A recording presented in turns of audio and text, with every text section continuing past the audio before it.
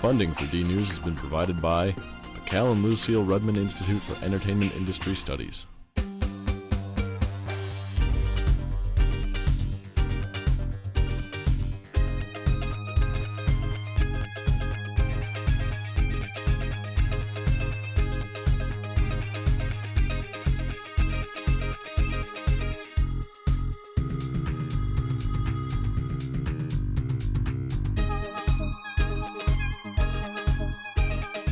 Coming up, tiny is a big deal, and the sweet beverage tax leaves a bitter taste on this episode of DNews. Hello and welcome to DNews. I'm Janae Wattis.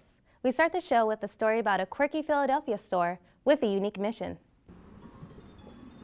Here I am at Philly 8's Thrift, an eclectic thrift store in South Philly. This store is the heart of quirky merchandise and also of the community.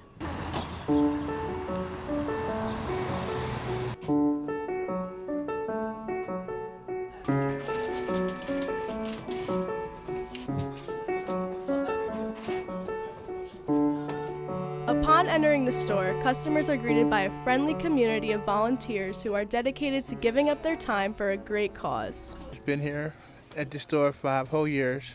I like talking to customers and making people laugh.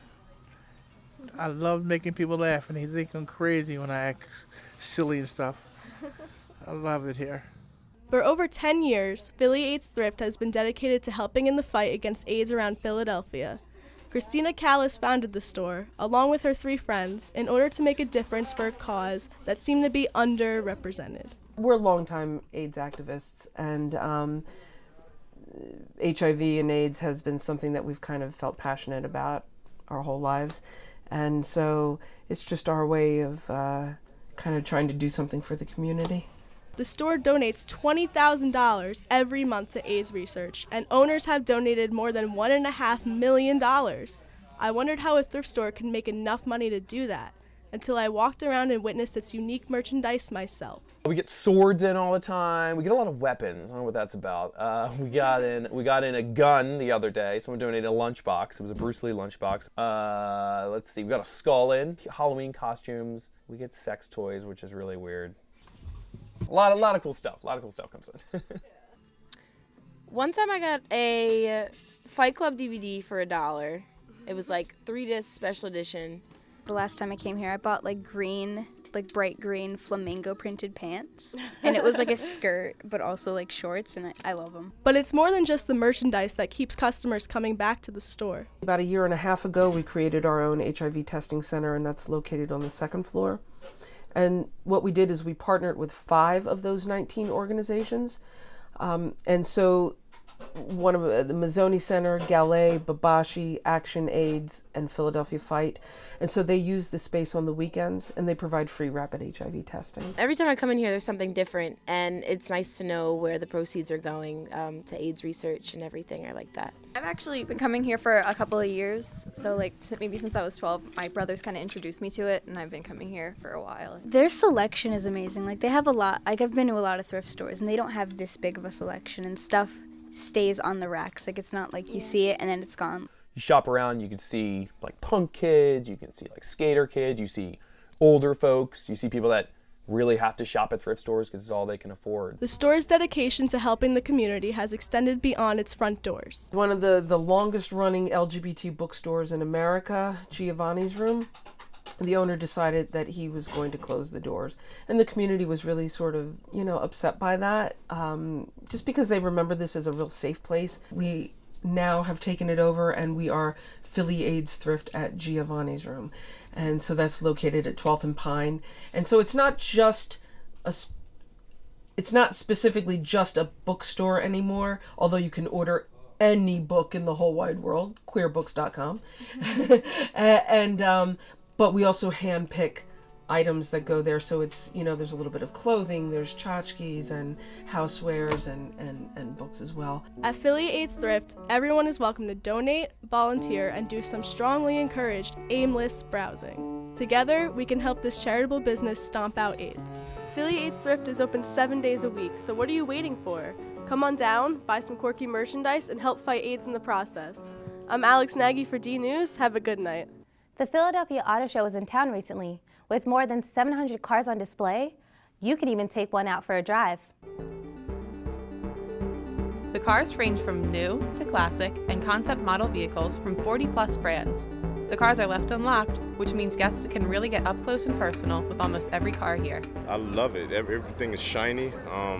You get to hop in a lot of different vehicles. It's cool, you know, and you get to do some research on what you may want. It's a lot of fun. I like seeing all the different styles of cars. Me and my boyfriend are both really into cars, so it's kind of cool to see all of them. There's a lot to do, a lot to see, so it's definitely a good time. I love the cars here.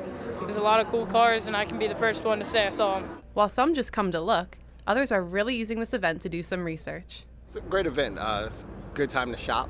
Are you looking to buy a new car? Yeah, I'm looking to buy a new car, so I get to see everything all in one place. Yeah. And, you know, I can compare, ask a lot of questions. It's a lot less pushy than being at a sales place. I love cars. I love to look at the models. I like to see what's new for the year, and sometimes we're looking for a new car and sometimes not, just to see what's out here. So, which cars here were getting the most attention? The Lamborghini. The Lamborghini. Why'd you like that one? Because it's fast and it's like a sport car. The NSX or the GTR, those are my two favorites. They're just some of the fastest cars and the best looking, so. Plus, they're both in Fast and Furious, so you can't not. And people were quickly zooming to the NSX at the Acura exhibit, which offered a virtual reality experience that simulates driving one of these high-powered sports cars. I've been wanting to try it, and it was actually really fun. It feels like you're in a different world, and driving felt real. You can see the inside of the car and see the road and all, and it felt like you were actually driving the car. I wish I would have been better at it because I've been driving all my life, but I don't do video games, reality cars, or whatever you want to call them. I had a lot of accidents. The NSX simulation was definitely a highlight, but the Jeep exhibit offered guests a chance to actually sit in the car while it was being driven around an indoor track by a crew member. That was a lot of fun, a little bit scary at times, because first we were going up a steep hill. I asked the guy, he said it was 35 degrees, so we were going up that, and I thought that was crazy. And then we went over another obstacle, and it lifted up the left wheels, and we were at 35 degrees going this way. So that was really scary. It's for the whole family, doesn't matter where you're from, background, ethnicity, it doesn't matter, it's for everybody. So I would say Jeep does like thousands. Like yesterday, I think we did over like maybe close to 3,000. And then there was this surprising exhibit. I'm the executive director of CF Charities. The charity was started in 2008 to really help get young people in the Philadelphia market, also in Baltimore and Camden, interested in STEM sciences, health-related, STEM-related careers. And some people do it, golf tournaments and wine tastings. Our supporters decided to use cars to raise awareness. We say super cars helping super kids. And he definitely brought some of the fastest and most exciting cars to help support his charity. So what you're looking at are besides fast cars, you're looking at really fine production vehicles. This is actually a wonderful production vehicle. It's the SSC Ultimate Aero, and that's the fastest car in the building. Tops off at about 273 miles per hour, 84-inch wingspan in the back, and it goes from 0 to 60 in about 2.6 seconds. You probably need a helmet because of the whiplash, and some of the owners allowed us to bring them to the car show this year so we can promote the charity. But I've been told that this is the most attended booth since opening day here at the car show. It seems like there was something for everyone here at the Philadelphia Auto Show. And it's great to see that the popularity of this event was also being used for a good cause. For DNews, I'm Jacqueline Shepta. The city of Philadelphia has instituted a soda and sweet beverage tax. I found out that doesn't suit everyone's tastes. Hi, I'm Shanae Wattis with DUTV. I'm here in University City, Philadelphia, asking local store owners, business owners, and students their thoughts on the newly implemented soda tax. So what exactly is the soda tax? We took our questions to the American Beverage Association. So this is a 1.5 cents per ounce tax, which means that the value of the tax is higher than the actual price of the beverages in certain items. And so you have families who, go to the grocery store every week, get a 2-liter bottle of iced tea, and all of a sudden it's costing $2 or $3 more. $2 or $3 more? Yikes. But why the soda tax? Mayor Kenny gave us this response. Philadelphia is the poorest big city in the country. The only way to change that is to invest in education and in our struggling neighborhoods. For years, the soda companies disproportionately targeted low-income communities, making millions off them while giving little in return. Now, we are taxing those companies and creating 6,500 free quality pre-K seats, 25 community schools, and making a $500 million investment in our parks, recreational centers, and libraries. The tax may ultimately be good for some Philadelphians and their neighborhoods, but it may be having a negative effect on small businesses and local stores. Well, so far, since it's gone up, it's severely affected our profits, especially the small margin of profit that comes in through food trucks. You know, we want to keep reasonable prices for the kids that have limited incomes. So it's just hard to juggle, and we want to keep things, you know, the same. So I've kept my prices the same, even though it affects us severely. It's definitely affecting our business. Like a person who used to buy like 2 liters, we had promotions before. Like we used to sell 2 liters Coke for $3. Now it's gone up to $4.50. So customers are not buying 2, instead they are buying 1 2-liter bottle. We 7-Eleven, we have some other brands, a customized brand which is a bit cheaper. So we're trying to promote our brands to get back our sales. The small business owners are being supported by the American Beverage Association. Lawsuit filed by the American Beverage Association, but also from Philadelphians, Philadelphia consumers, and also small businesses. And the argument essentially is that the tax violates the Pennsylvania Constitution. The city doesn't have the authority to put this type of tax in place. Our strategy for fighting this tax is all about highlighting the stories of ordinary Philadelphians who are feeling the pain, small businesses that are feeling the pain, and pointing out that this tax isn't sustainable for the long run. The mayor wants this tax to fund programs that go on forever, but this is a declining source of revenue, and that doesn't make any sense. But the tax does make sense to the students we spoke with. Recreational centers will help lessen violence in Philadelphia. It'll give kids my age and younger a place to like use their energy rather than getting into trouble and stuff. I think it's just one of those things that it's going to be a process still, and that there's a lot of other things that they'll have to tackle with it, but I think it's definitely going to go in the right direction, and I think it'll definitely help the kids. But wait, there's one important question. Will National Slurpee Day carry on as usual in Philadelphia? I won't be getting that much affected. It's not very much high in the price of Slurpee. It's a matter of few cents. Especially I will be having a free Slurpee Day on that day, so people will be coming and having it for free. Like it or not, the soda tax is in place. For DNews, I'm Janae Wattis. Now turning to Drexel's campus, a group of Drexel students and their professor have turned a huge idea into a tiny project. We're here at the Tiny House Open House next door to the Urban Center at Drexel University, where Drexel undergrads designed a fully functioning and completely livable tiny house. First of all, I want to welcome you and thank you for coming to celebrate this great accomplishment. I am Rena Cumby. I'm the former department head of the now Department of Architecture, Design, and Urbanism. And I would like to quickly introduce a few people before we cut this tiny ribbon with tiny scissors. The project was conceived nearly a year ago, always with the intention of benefiting the community. This project was a design-build project funded by a very generous donation from a community member with the idea that we'd be able to build a tiny house that would then be donated to Greensgrove Farms. It's like a urban farm run by the community, and then they sell produce to local people. This was intentionally for a sort of an educational thing for the kids, and we designed it around that. We spoke with the end user of the project, Ryan Cook, to get a clear picture of what Greensgrove envisions this tiny house could be. We are developing the site in West Philadelphia. We talked to the neighbors, and they really said they wanted a living laboratory, an outdoor classroom. And so this tiny house is going to be the centerpiece of what is a long-term engagement with predominantly youth and neighbors coming in, learning about sustainability, learning about growing their own food, learning about how They can reuse water. There's going to be a lending library in the tiny house. People can come. It's going to be this oasis. They can relax, pick up a book and really experience like what it means to be inside an urban farm in an urban context. It sounded like an incredible concept to live up to.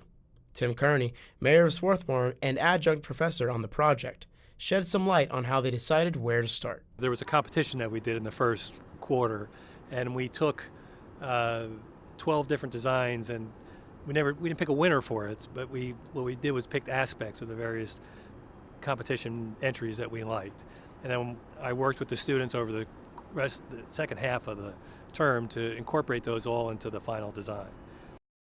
There were some certain rules we started with. It had to be it had to be able to drive it on the highway, so there's highway limitations. 8'6" is the widest we could be.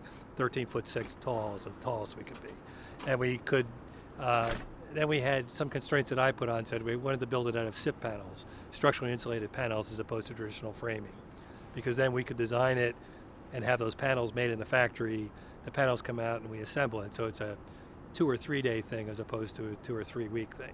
So we had, time was of the essence in terms of how the whole thing kind of worked. We really were part of this lecture team and looked at which ones and helped choose like the elements. And I think as Tim said, the ideas, the finished design is really a compilation of different ideas. When you have students from interior design and engineering and architecture, you got a lot of really interesting elements. And so we put that together into what you see now, which is really a finished synthesis of all these different elements, and we're really happy about that. So, we've been involved the whole step, but really letting the students kind of go with their dreams and really take ownership of what they're passionate about and coming up with a design and tried to take a light hand. The students involved really went above and beyond to make sure this project reached fruition.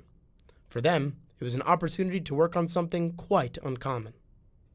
I have never done a design build before. I'm not a very handy person, so being somebody who has zero experience doing that and coming into it with little knowledge, it's been a tremendous learning experience, and it's been incredible. I would highly recommend that Drexel has other studios like this, and I think it should be an elemental part of our architectural, even interior design education, just because, again, you don't realize how much is different from the drawings to when you're actually building it.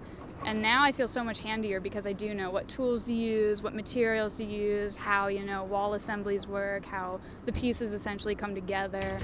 I mean, I've never built a house before, and after this, I feel like I can at least build a tiny one, so that's been quite incredible. As a architecture student, a lot of time you're spent kind of working on paper or behind a computer screen, and this was a really unique opportunity for many students to actually make something real, in a sense, to go from a design on paper or on screen to something real. It's easy for an architect sitting in his office, so hey, you can do this, what's wrong with it? As contractors can't. So this time now they were the contractors, and they could now see why flashing a valley can be really difficult sometimes and how it kind of works, and whether or not what you're trying to accomplish with the design can be done in a way that's simpler as opposed to more complex. And we all know that the hardest thing to do is create something that looks simple. The tiny house on 51st and Baltimore will be open to the public in March, so be sure to get out there and show your support of these Drexel students. For DNews, I'm Sergio Galliano. Drexel welcomed a game-changing author and journalist to campus. Lynn Povich made headlines in the 1970s and still has a relevant message. We're here in Urban Annex with the author of The Good Girls Revolt, Lynn Povich, as she discusses feminism in the modern workplace. So let's go check it out.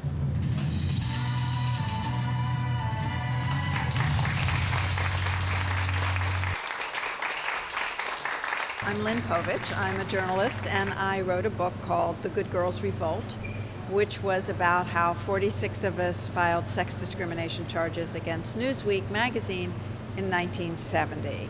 And we were the first women in the media to file such charges, and after us, the women at the AP and NBC and the New York Times all organized and ended up doing the same thing. So our lawsuit opened up the journalism profession for a lot of women. And then recently, my book has just been made into an Amazon Prime series called Good Girls Revolt, 10 episodes, on Amazon Prime. So it's really interesting. Povich wonders if workplace life is any easier for women in 2017. And one of the interesting things when I was writing the book was to find out that young women in the workplace were actually facing similar obstacles, that all the things that we had achieved didn't really still solve a lot of problems. And mostly young women don't realize this in college, but when they go into the workforce, they sort of realize there's still real obstacles there. Although she doesn't expect help from the Trump administration, she's inspired by many of the women she's met. There's still a lot of sexism in our society, and there's still a lot of obstacles for women to get ahead and equality and to have their own rights. And so I find that young women today are actually really galvanized by this campaign. I think especially given recent events, I think it was really encouraging to stay on the path that we're on because, the fight obviously isn't over yet.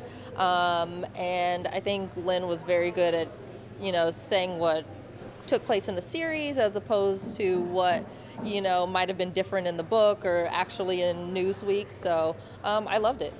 And as an extra special treat, Lynn stayed after to meet the members of the audience. Her book, The Good Girls Revolt, was also available in the Drexel bookstore. I just bought the book, and I'm extremely excited because Lynn just signed it for me. For DNews, I'm Jennifer Berman. And I'm Veronica Potenza. A Drexel professor posted a controversial tweet over the Christmas holidays that got the university national attention and inspired some lively debate. Here in front of the statue of Mario the Dragon, I'm here to discuss with students and passersby about what they thought about the recent events that put Drexel University under the national spotlight.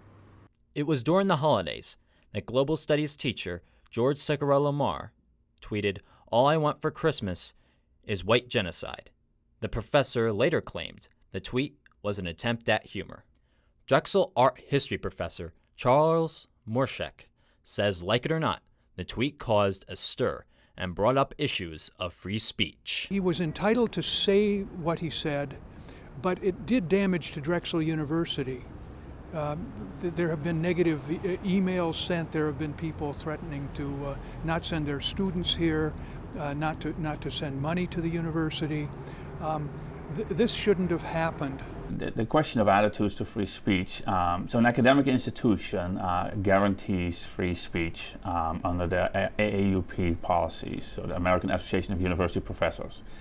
That academic freedom allows us to engage in research that sometimes can be controversial, but that is necessary for knowledge gathering and informing science and the public. The tweet put the university in a difficult situation.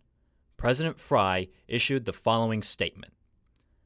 The university vigorously supports the right of its faculty members and students to freely express their opinions in the course of academic debate and discussion.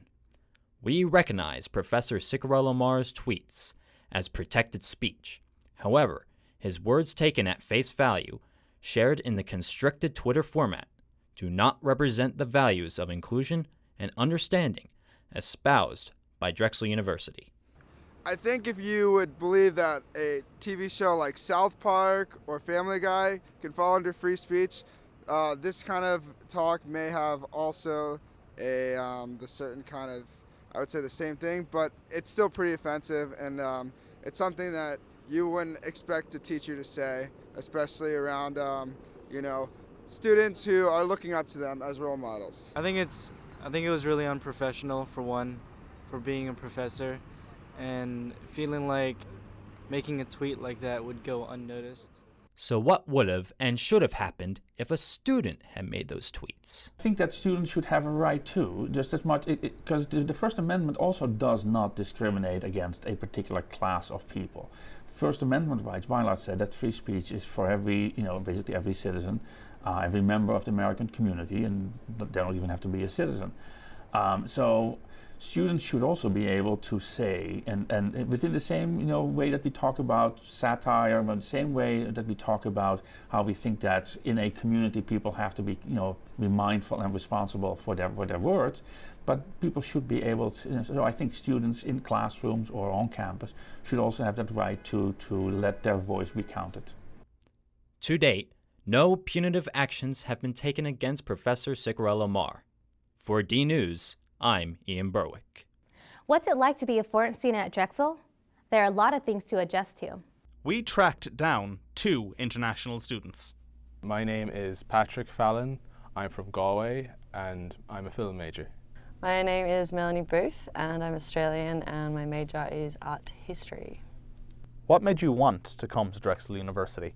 Well, as part of my course in college, I have to spend a semester abroad, and Drexel is one of the options. I've never been to America. I've always wanted to visit America. Well, it was between America and a couple of other countries, and I just really wanted to come to America and feel it seemed like a cool city because I've never been here before. While America is evidently an enticing aspect for these international students, what makes Drexel stand out over other potential opportunities? There's a lot more practical focus here. I've got a chance to work on a few film sets, doing grip work, and I never really got that in Galway. I guess a different experience and a chance to learn things that I might not learn at my university at home. Did you doubt your decision to come to Drexel at any point? No, not really. I always knew this is where I wanted to come to, and I was always really excited to come here. Yeah, a lot. I think mostly because I was nervous coming to a country by myself where I didn't know anyone, wondering whether I'd like it, and if I didn't like it, then I'd be stuck here. How do aspects of American society compare to your home country? It's very vibrant, like lots of just different areas like Chinatown and, you know, like the skyscrapers, it's a lot busier, more hustle and bustle about it. Quite similar to Australia in a lot of ways, and there's a lot of subtle differences though, like the kinds of food here is really different. The way people kind of handle themselves is really different. The students concluded that while getting to Drexel was tough, the university is providing opportunities in education and life only achievable by moving to the other side of the globe. This is Claude Kelly for DNews. Our next story provides information about something everyone is interested in, frogs. I visited the Academy of Natural Sciences of Drexel. We're here at the Academy of Natural Sciences of Drexel University exploring the frog exhibit, A Chorus of Colors. With over 4,000 frog species worldwide, the Academy brought a few to Center City, Philadelphia. There are 15 different species of frogs in this exhibit. They're from all over the world, including some that are local. And that's actually something I really love about this, is that we have local species. We've got the local bullfrogs and the local bullfrog tadpoles. So we can teach people that frogs aren't just a thing that live in the rainforest. They're right here in our own backyard, right here in Philadelphia. Other fun species that we have in here are the tomato frog, which, see if you can guess what it looks like. A little red tomato. It's pretty cute. But we also have some really fun ones like African clawed frogs, which are fully aquatic and they're swimmers. Not only are frogs cute like the tomato frogs, they're also an important factor in our ecosystem. What we really want people to know about them is that not only are they beautiful and diverse, but they're a really, really important part of the ecosystem. They eat tons of pest insects. They're important bioindicators. They indicate how healthy an ecosystem is because of their porous skin. You can tell if there's too many toxins or pollutants in a waterway. It's easy to see which frog is a favorite at the exhibit. My favorite frog is the African bullfrog. The size is really cool, how big it is. My favorite frog is the African bullfrog too, because it's huge and all the other frogs are pretty small and I've never seen one before. I really like the African bullfrog. He was very big and puffy. I like the dart frogs, like the pointed dart frogs. They're really cute and tiny. I love the colors of the pointed dart frogs. You'll never guess whom I got to meet next. Jabba is an African bullfrog, and he's actually a really cool animal. Not only is he awesome and huge and impressive, but African bullfrogs are one of the species of frogs and toads, about 20%, that are actually, believe it or not, really good dads. So if Jabba had a pond full of tadpoles, he would stay with them and protect them until they were big enough to protect themselves. Frogs being great dads? Who would have known? So what goes into Jabba's diet? Jabba is, like all frogs, a carnivore, and he loves to eat bugs. In the wild, if he possibly could come across something like a small mammal or even another frog, he would definitely eat it, maybe a fish if he could catch one. Here at the Academy and at Reptiland, all the frogs eat delicious invertebrates, mealworms, crickets, and occasionally, if he's good, he gets a delicious baby mouse. Yum! A delicious baby mouse? When's lunch? At this exhibit, you can learn a frog's role in the ecosystem, and you can also interact. You can press buttons and make a frog chorus, you can watch videos, you can even do a virtual frog dissection. And I think what's really wonderful about all that is that it reaches people on a lot of different levels. Someone could come in who knows nothing about frogs and have a really great time, but somebody who is an expert of frogs can come in and see things that they really love already, and they can learn a little bit more about them. Come down to the Academy of Natural Sciences of Drexel University and check out which frog is your favorite. The exhibit will run through May 14th. For DNews, I'm Janae Wattis. Drexel has a thriving film major. 2 students recently were hard at work, relying on their instincts to create a stirring film. My name is Kevin Quinn, and I'm the director of Instinct, a new short film about what it means to be a man. Hi, my name is Dan Mosley, and I'm the producer of Instinct. Instinct is a coming-of-age drama. It was shot in 3 central locations over 4 days. They made the film as part of a school assignment.